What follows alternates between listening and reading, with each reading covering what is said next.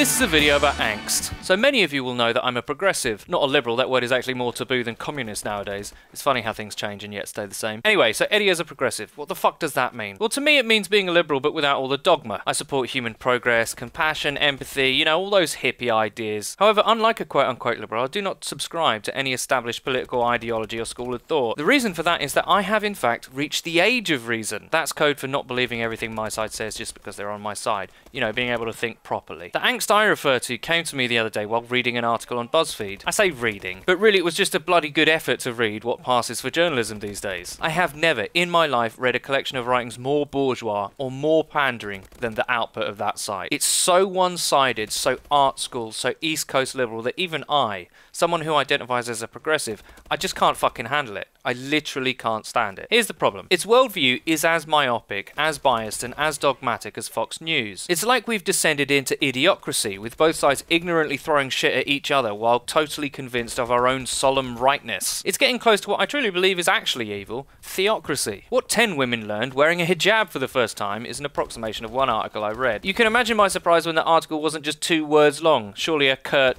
"to not" would just have sufficed. Why the fuck would a website so painfully liberal in their support of gay rights and the feminism movement write that? I'll tell you, intellectual betrayal. Liberals are taught that tolerance is a cornerstone of their worldview, as it is mine. However, we can come unstuck when we tolerate ideas that undermine the idea of tolerance itself.